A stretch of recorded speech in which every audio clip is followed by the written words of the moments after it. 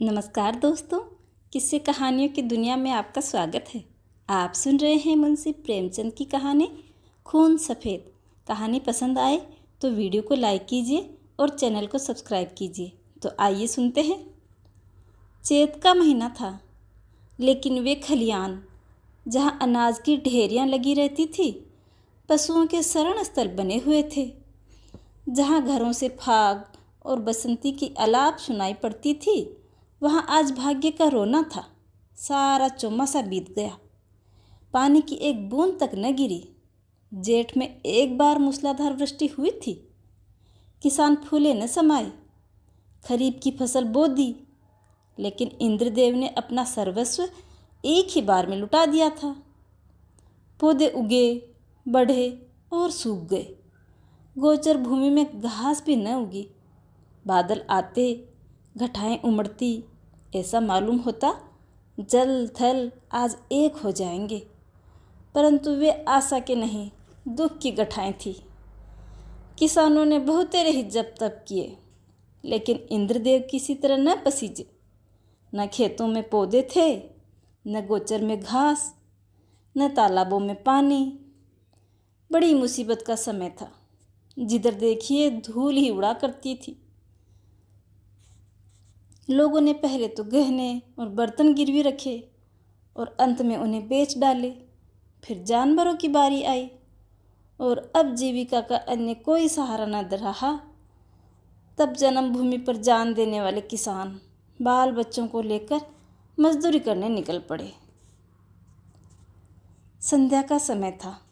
जादोरा थका मांदा आकर बैठ गया और स्त्री से उदास होकर बोला, दरख्वास्त नामंजूर हो गई। यह कहते कहते वे आंगन में जमीन पर ही लेट गया। उसका मुख पीला पड़ रहा था और आंतें सिकुड़ी जा रही थी। आज 2 दिन से उसने दाने की सूरत तक न देखी थी। घर में जो कुछ विभूति थी, गहने, कपड़े, बर्तन, भांडे, सब पेट में समा गए थे। गांव का साहूकार भी पतिव्रता स्त्री की भांति आंखें चुराने लगा था। केवल तकाबी का ही सहारा था। उसी के लिए दरख्वास्त दी थी, लेकिन आज वह भी नामंजूर हो गई। आशा का झिलमिलाता हुआ दीपक भी बुझ गया। देवकी ने पति को करुणा दृष्टि से देखा। उसकी आंखों में आंसू उमड़ आए। पति दिन भर का थका मांदा घर आया, उसे क्या खिलावे। लज्जा के मारे वह हाथ पैर धोने के लिए पानी भी न लाई। जब हाथ पैर धोकर आशा भरी निगाह से मेरी ओर देखेंगे, तब वह उन्हें क्या देगी खाने को। उसने आज अनाज की कई दिन से सूरत तक न देखी थी। बेचारी बड़ी विवश थी कि तभी उसका बच्चा साधो नींद से चौंका और उठ बैठा। मिठाई की लालच में आकर बाप से लिपट गया। इस बच्चे ने आज प्रातःकाल चने की रोटी का एक टुकड़ा खाया था और तब से कई बार उठा, रोया, फिर सो गया। 4 वर्ष का नादान बच्चा, उसे वर्षा और मिठाई में कोई संबंध दिखाई ही न देता था। जादू राय ने उसे गोद में उठा लिया, उसकी ओर दुख भरी दृष्टि से देखा। गर्दन झुक गई और हृदय पीड़ा आंखों में न समा सकी। दूसरे दिन यह परिवार भी घर से बाहर निकला। जिस तरह पुरुषों के चित्त से अभिमान और स्त्री की आंख से लज्जा नहीं निकलती, उसी तरह अपनी मेहनत से रोटी कमाने वाला किसान भी मजदूरी की खोज में घर से बाहर नहीं निकलता। लेकिन हाय पापी पेट, तू सब कुछ करा सकता है। मान और अभिमान, ग्लानि और लज्जा, ये सब चमकते हुए तारे तेरी ही काली गठाओं में छिप जाते हैं। प्रभात का समय था। वे दोनों विपत्ति के सताए घर से निकले। जादू राय ने लड़के को पीठ पर लिया। देवकी ने फटे पुराने कपड़ों की एक गठरी सिर पर रखी, जिस पर विपत्ति को भी तरस आता था। दोनों की आंखों में आंसू भरे हुए थे। देवकी रोती थी, जादू राय चुपचाप चलता था। जब ये लोग लालगंज पहुँचे, उस समय सूर्य ठीक सिर पे था। देखा, मीलों तक आदमी ही आदमी दिखाई देते हैं, लेकिन हर चेहरे पर दीनता और दुख के ही चिन्ह नजर आते हैं। बैसाख की जलती हुई धूप थी। आग के झोंके जोर जोर से हरहराते हुए चल रहे थे। ऐसे समय में हड्डियों के अगणित ढांचे, जिनके शरीर पर किसी प्रकार का कपड़ा न था, मिट्टी खोदने में लगे हुए थे। मानो वह मरघट भूमि थी जहाँ मुर्दे अपने हाथों अपनी कब्र खोद रहे थे। बूढ़े और जवान, मर्द और बच्चे, सब के सब ऐसे निराश और विवश होकर काम में लगे हुए थे, मानो मृत्यु और भूख उनके सामने बैठी हुई घूर रही है। इस आफत में न कोई किसी का मित्र था और न ही कोई शत्रु। 8 दिन बीत गए थे। संध्या का समय, काम समाप्त हो चुका था। डेरे से कुछ दूरी पे आम का एक बाग था। वहीं एक पेड़ के नीचे जादव राय और देवकी बैठे हुए थे। दोनों ऐसे क्रश हो गए थे कि उनकी सूरत पहचानने में न आती थी। अब वह स्वाधीन कृषक नहीं रहे। समय के हेर फेर से आज दोनों मजदूर बन बैठे हैं। जादव राय ने बच्चे को जमीन पर सुला दिया। उसे कई दिन से बुखार आ रहा है। कमल सा चेहरा मुरझा गया। देवकी ने धीरे से हिलाकर कहा, बेटा आंखें खोलो, देखो सांझ हो गई। साधो ने आंखें खोली। बुखार उतर गया था। बोला, क्या हम घर आ गए अम्मा? घर की याद आ गई। देवकी की आंखें डबडबा आई। उसने कहा, नहीं बेटा, तुम अच्छे हो जाओगे तो घर चलेंगे।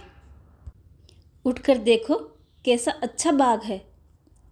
साधो माँ के हाथ के सहारे उठा और बोला, माँ मुझे बड़ी भूख लगी है, लेकिन तुम्हारे पास तो कुछ नहीं है, मुझे क्या खिलाओगी? देवकी के हृदय में चोट लगी, पर धीरज धर के बोली, नहीं बेटा, तुम्हारे खाने को मेरे पास सब कुछ है। तुम्हारे दादा पानी लाने गए हैं, देखो मैं अभी नरम नरम रोटियां बनाए देती हूँ। साधु ने माँ की गोद में सिर रख लिया और बोला, माँ मैं न होता तो तुम्हें इतना दुख न होता। यह कहकर वह फूट फूट के रोने लगा। यह वही बेसमझ बच्चा है जो 2 सप्ताह पहले मिठाइयों के लिए दुनिया सिर पे उठा लेता था। दुख और चिंता ने कैसा अनर्थ कर दिया। यह विपत्ति का फल है। कितना दुखपूर्ण, करुणाजनक व्यापार है। इसी बीच कई आदमी लालटेन लिए हुए आए। फिर गाड़ियाँ आई। उन पर डेरे और खेमे लदे हुए थे। दम के दम वहाँ खेमे गड़ गए। सारे बाग में चहल पहल नजर आने लगी। देव की रोटियां सेक रही थी। साधो धीरे धीरे उठा और आश्चर्य से देखते हुए एक डेरे के नज़दीक जाके खड़ा हो गया। पादरी मोहनदास खेमे से बाहर निकले तो साधो उन्हें खड़ा दिखाई दिया। उसकी सूरत पर उन्हें तरस आ गया। प्रेम की नदी उमड़ आई। बच्चे को गोद में लेकर खेमे में एक गद्देदार कोच पे बिठा दिया और तब उसे बिस्किट और केले खाने को दिए। लड़के ने अपनी ज़िंदगी में इन स्वादिष्ट चीज़ों को कभी न देखा था। बुखार की बेचैन कर देने वाली भूख उसने खूब मन भर के खाया और तब कृतज्ञ नेत्रों से देखकर पादरी साहब के पास जाकर बोला, तुम हमको रोज़ ऐसी चीज़ें खिलाओगे? पादरी साहब इस भोलेपन पर मुस्कुरा के बोले, मेरे पास इससे भी अच्छी अच्छी चीज़ें हैं। इस पर साधु राय ने कहा, अब मैं रोज़ आपके पास आऊँगा। माँ के पास ऐसी अच्छी चीज़ें कहाँ, वह तो मुझे चने की रोटियाँ खिलाती है। उधर देवकी ने रोटियाँ बनाई और साधु को पुकारने लगी। साधु ने माँ के पास जाके कहा, मुझे साहब ने अच्छी अच्छी चीज़ें खाने को दी हैं। साहब बड़े अच्छे आदमी हैं।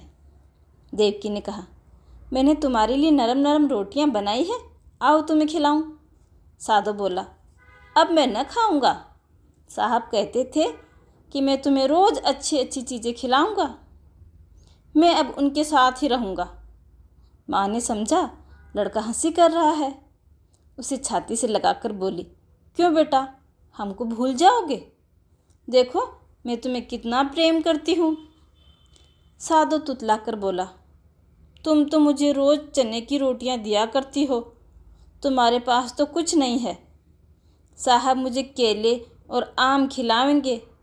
यह कहकर वह फिर खेमे की ओर भागा और रात को वहीं सो रहा। पादरी मोहनदास का पड़ाव वहाँ 3 दिन रहा। साधु दिन भर उन्हीं के पास रहता। साहब ने उसे मीठी दवाई दी, उसका बुखार जाता रहा। वह भोले भाले किसान ये देखकर साहब को आशीर्वाद देने लगे।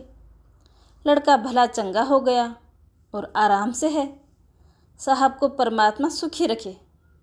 उन्होंने बच्चे की जान बचा ली।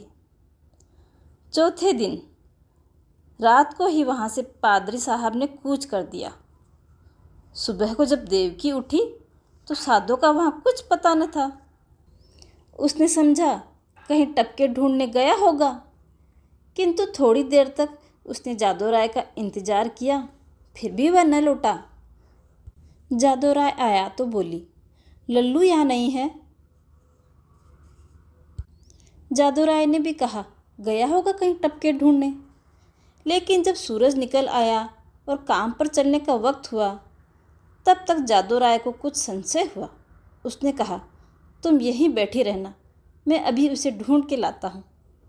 जादू राय ने आसपास के सब बागों को छान डाला और अंत में जब 10 बज गए तो निराश होकर लौटा। साधु न मिला। यह देखकर देव की ढांढें मार मार के रोने लगी। फिर दोनों अपने लाल की तलाश में निकले। अनेक विचार चित्त में आने लगे।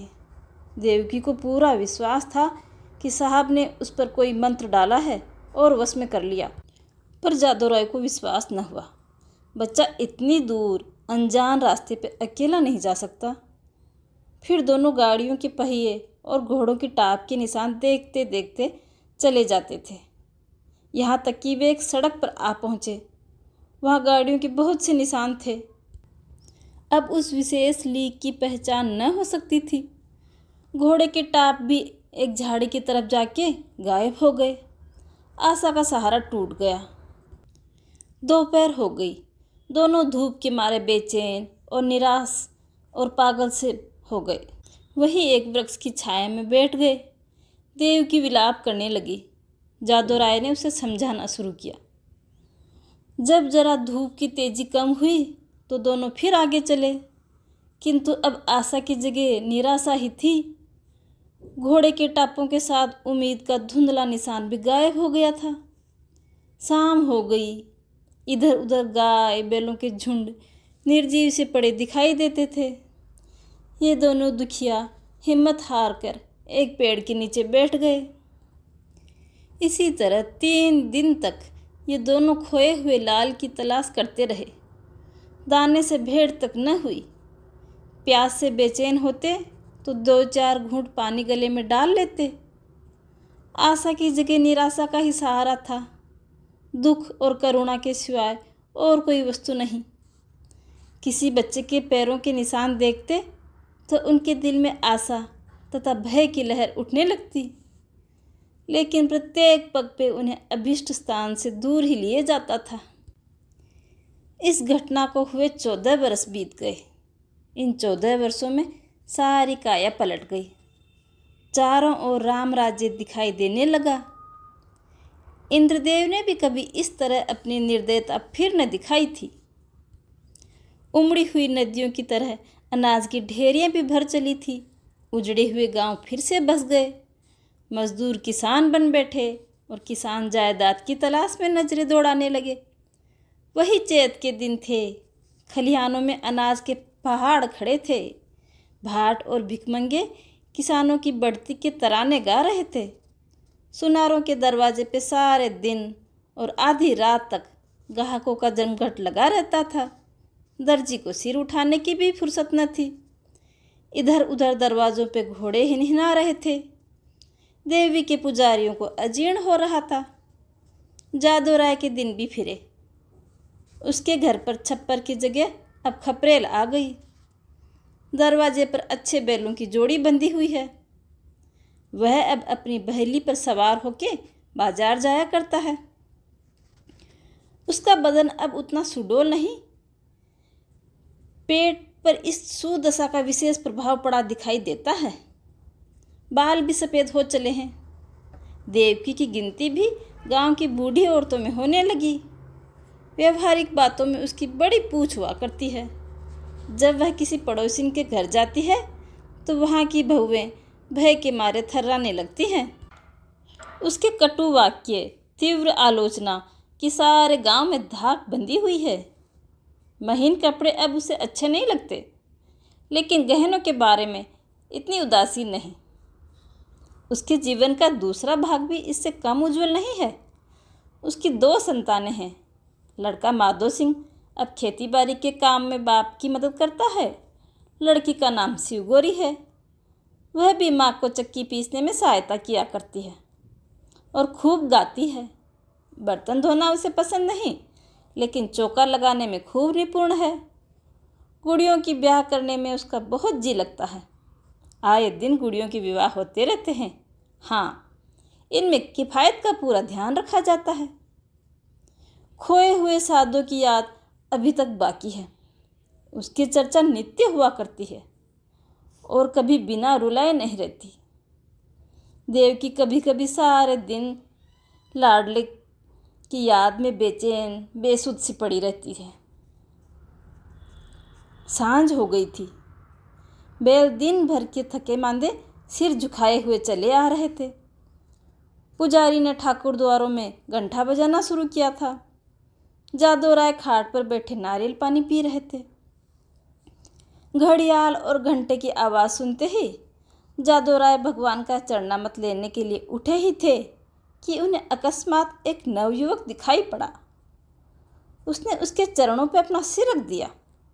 जादू राय ने गौर से देखा और तब दोनों एक दूसरे से लिपट गए। माधो चौंक कर देखने लगा। शिवगौरी रोती हुई घर में भागी और देवकी से बोली, दादा को साहब ने पकड़ लिया। देवकी घबराई हुई बाहर आई। साधो उसे देखते ही उसके पैरों पर गिर पड़ा। देवकी लड़के को छाती से लगा के रोने लगी। गांव में मर्द, औरतें, बच्चे सब जमा हो गए। मेला सा लग गया। साधो ने अपने माता पिता से कहा, मुझ अभागे से जो कुछ अपराध हुआ हो उसे माफ़ कीजिए। मैंने अपनी नादानी में स्वयं बहुत दुख उठाए हैं और आप लोगों को भी बहुत दुखी किया है, लेकिन अब मुझे अपनी गोद में लीजिए।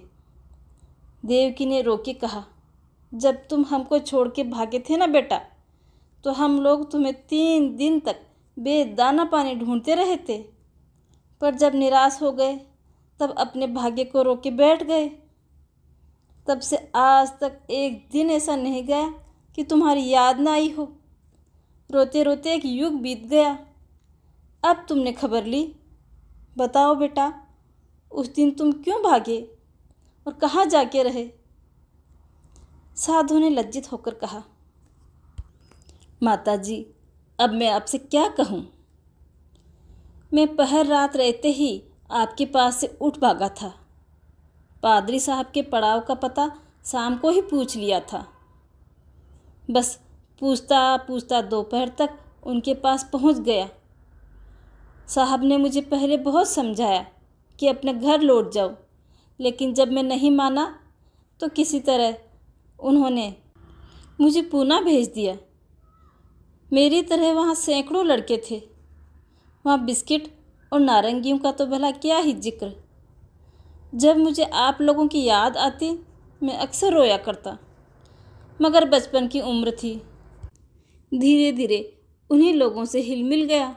हाँ, जब से कुछ होश हुआ और अपना पराया समझने लगा हूँ, तब से अपनी नादानी पर हाथ मलता रहता हूँ। रात दिन आप लोगों की रट लगी हुई थी। आज आप लोगों के आशीर्वाद से ये शुभ दिन देखने को मिला। दूसरों में बहुत दिन काटे, बहुत दिनों तक अनाथ बन के रहा। अब मुझे अपनी सेवा में रखिए, मुझे अपनी गोद में लीजिए। मैं प्रेम का भूखा हूँ। बरसों से मुझे जो सौभाग्य नहीं मिला वह अब दीजिए। गांव के बहुत से बूढ़े जमा हो गए थे। इनमें से जगत सिंह बोले, तो क्यों बेटा, तुम इतने दिनों तक पादरियों के साथ रहे, उन्होंने तुमको भी पादरी बना लिया होगा। साधो ने सिर झुका के कहा, जी हाँ, यह तो उनका दस्तूर ही है। जगत सिंह ने जादू राय की तरफ देखकर कहा, यह बड़ी कठिन बात है। साधो बोला, बिरादरी मुझे जो प्रायश्चित करने को बोलेगी मैं करूँगा। मुझसे जो कुछ भी बिरादरी का अपराध हुआ है नादानी में हुआ है, लेकिन मैं उसका दंड भोगने के लिए तैयार हूँ। जगत सिंह ने फिर जादू राय की तरफ कनखियों से देखा और गंभीरता से बोले, हिंदू धर्म में ऐसा कभी नहीं हुआ। यूँ तुम्हारे माँ बाप तुम्हें अपने घर में रख लें, तुम उनके बेटे हो, मगर बिरादरी कभी इस काम में शरीक न होगी। बोलो जादू राय, क्या कहते हो? कुछ तुम्हारे मन की बात भी सुने। जादू राय बड़ी दुविधा में था। एक ओर तो अपने प्यारे बेटे की प्रीति थी, दूसरी ओर बिरादरी का भय मार डालता था।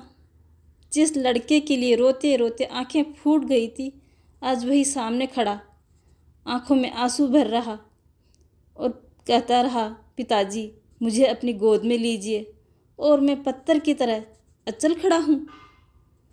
हाय, इस निर्दयी भाइयों को किस तरह समझाऊं? क्या करूं, क्या कहूं? इस बिरादरी का मैं क्या करूं? लेकिन माँ की ममता उमड़ आई। देवकी से न रहा गया। उसने अधीर होकर कहा, मैं अपने लाल को अपने घर में रखूंगी और कलेजे से लगाऊंगी। इतने दिनों के बाद मैंने उसे पाया है, अब उसे नहीं छोड़ सकती। जगत सिंह रुष्ट होके बोले, चाहे बिरादरी छूट जाए। देवकी ने भी गंभीर होकर जवाब दिया, हाँ, चाहे बिरादरी छूट ही जाए। बाल बच्चों के लिए ही तो आदमी बिरादरी की आड़ लेता है। जब बच्चे ही न रहें तो बिरादरी किस काम की? इस पर कई ठाकुर लाल लाल आंखें निकाल कर बोले, ठकुराइन, बिरादरी की तो तुम खूब मर्यादा करती थी। लड़का चाहे किसी रास्ते पे जाए, लेकिन बिरादरी चूतक न करे। ऐसी बिरादरी कहीं और ही होगी। हम साफ साफ कह देते हैं, अगर यह लड़का तुम्हारे घर में रहा तो बिरादरी भी बता देगी कि वह क्या कर सकती है। जगत सिंह कभी कभी जादू राय से रुपए उधार लिया करते थे। मधुर स्वर में बोले, भाभी, बिरादरी थोड़े ही कहती है कि तुम लड़के को घर से निकाल दो। लड़का इतने दिनों के बाद घर आया है, हमारे सिर आंखों पर बसे। बस ज़रा इतना ध्यान रखना, खाने पीने और छूत छात का बचाव रखना कि बर्तन भांडे अलग रखो, पानी का मटका अलग रखो। इससे ज़्यादा बिरादरी को और क्या दबाओगे? जादू राय ने साधो की तरफ करुणा भरे नेत्रों से देखकर कहा, बेटा, जहाँ तुमने हमारे साथ इतना सलूक किया है, वहाँ जगत भाई की इतनी बात भी मान लो। साधो ने कुछ तीक्ष्ण शब्दों में कहा, क्या मान लूँ? यही कि अपनों में गैर बन के रहूँ, अपमान सहूँ, मिट्टी का घड़ा भी मेरे छूने से अशुद्ध हो जाए? न, यह मेरे लिए न होगा। मैं इतना निर्लज नहीं हूँ। जादू राय को पुत्र की यह कठोरता अप्रिय मालूम हुई। वे चाहते थे कि इस वक्त बिरादरी के लोग जमा हैं, उनके सामने किसी तरह समझौता हो जाए। फिर कौन देखता है कि हम उसे किस तरह रखते हैं। चिढ़कर बोला, इतनी बात तो तुम्हें माननी ही पड़ेगी। साधो राय इस रहस्य को न समझ सका। बाप की इस बात में उसे निष्ठुरता की झलक दिखाई पड़ी। बोला, मैं आपका बेटा हूँ, आपकी बेटे की तरह ही रहूँगा। आपके प्रेम और भक्ति की प्रेरणा से ही मैं वापस आया हूँ। मैं अपने घर में रहने आया हूँ। अगर ये नहीं है तो मेरे लिए इसके सिवाय और कोई रास्ता नहीं कि मुझे वापस चले जाना चाहिए। जिनका खून सफ़ेद है उनके बीच में रहना व्यर्थ है। देवकी ने रोक के कहा, लल्लू, मैं तुम्हें अब न जाने दूंगी। साधो की आंखें भी भर आई, पर मुस्कुरा के बोला, मैं तो तेरी थाली में खाऊंगा। देवकी ने उसे ममता और प्रेम की दृष्टि से देख के कहा, मैंने तो तुझे छाती से दूध पिलाया है, तू मेरी थाली में ही खाएगा। और क्यों ना खाए, मेरा बेटा है, कोई और थोड़ी ना। साधो इन बातों को सुनकर मतवाला हो गया। इनमें कितना स्नेह है, कितना अपनापन था। बोला, माँ, आया तो मैं इसी इरादे से था कि अब कहीं न जाऊंगा, लेकिन बिरादरी ने मेरे कारण यही दुख आपके और मेरे जीवन में फिर से लिख दिया है। इसलिए इस वक्त मुझे जाने दो। जब अवसर मिलेगा तुम्हें देखने फिर आ जाऊंगा। माँ, तुम्हारा प्रेम मेरे चित्त में हमेशा रहेगा, लेकिन यह असंभव है कि मैं इस घर में रहूं और अलग खाऊं, अलग बैठूं। इसके लिए मुझे माफ़ कर दो। देवकी घर में से पानी लाई। साधो मुँह हाथ धोने लगा। शिवगौरी ने माँ का इशारा पाया तो डरते डरते साधो के पास गई। साधो ने आदरपूर्वक दंडवत किया। साधो ने पहले उन दोनों को आश्चर्य से देखा, फिर अपनी माँ को मुस्कुराता देख के समझ गया। दोनों बच्चों को छाती से लगा लिया और तीनों भाई बहन प्रेम से हंसने खेलने लगे। माँ खड़ी ये दृश्य देखती थी और उमंग में फूले न समाती थी। काश मेरा परिवार ऐसे ही फलता फूलता एक साथ रहे। जलपान करके साधो ने अपनी साइकिल संभाली और माँ बाप के सामने सिर झुकाकर चला गया। वहीं जहाँ से तंग होके आया था, उसी क्षेत्र में जहाँ कोई अपना न था, देवकी फूट फूट के रो रही थी और जादव राय आँखों में आंसू भरे हृदय में एक ऐंठन से अनुभव करता हुआ सोचता था, हाय मेरा लाल, तू मुझसे अलग हुआ जाता है। ऐसा योग्य होनहार बच्चा हाथ से निकला जाता है, और केवल इसलिए कि अब हमारा खून सफ़ेद हो गया। कहानी में मेरे साथ बने रहने के लिए धन्यवाद।